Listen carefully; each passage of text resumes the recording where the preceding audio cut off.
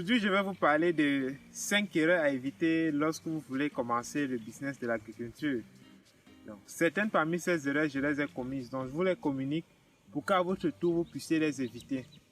La première erreur, quand vous vous lancez dans l'agriculture, c'est d'éviter de commencer grand.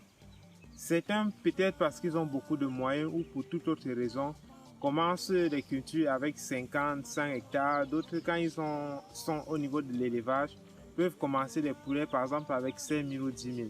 Ça, c'est une mauvaise façon de faire. Moi, je vous conseille, si vous voulez commencer une culture, de commencer sur 1 hectare afin d'optimiser déjà la production sur 1 hectare. Parce que ça ne sert à rien d'avoir 50 hectares alors que vous êtes moins productif que celui qui fait 1 hectare. Au niveau des poulets, c'est pareil. Donc, vous pouvez avoir 10 000 poulets, mais celui qui a 500 poulets optimise sa production et il est plus productif que vous. Donc, la deuxième erreur que les gens commettent quand ils se lancent dans le business de l'agriculture, c'est de compter sur le gouvernement. Moi, je pense que l'agriculture que nous faisons, c'est d'abord un business à but lucratif. Donc, si le business réussit, nous sommes les premiers gagnants. Donc, nous n'avons pas forcément besoin de compter sur le gouvernement. Une autre chose aussi, c'est la lenteur au niveau des procédures.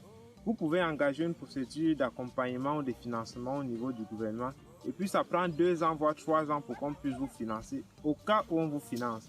Donc, si vous comptez sur le gouvernement pour pouvoir lancer votre projet, vous pourrez après 2 ans, 3 ans n'avoir même pas encore commencé.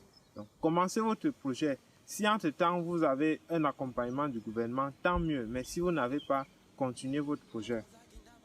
La troisième erreur que beaucoup commettent, c'est de faire le business de l'agriculture à temps partiel.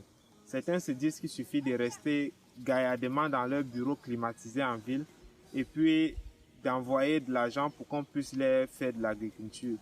Pour faire l'agriculture, il faut être présent au quotidien. La quatrième erreur que beaucoup de gens commettent, c'est qu'au départ, ils font plusieurs cultures au même moment. Donc, certains que j'ai rencontrés se vantant de faire en même temps les plantains, le poivron, le gombo, le piment, le maïs. Mais moi je dis, pour être efficace, il faut se spécialiser, surtout au départ, dans un seul domaine. Parce que quand vous commencez votre business, déjà les moyens sont limités, les ressources même sont très limitées. Donc, si vous voulez disperser ces ressources-là sur des cultures que vous ne maîtrisez pas, le business devient encore plus risqué.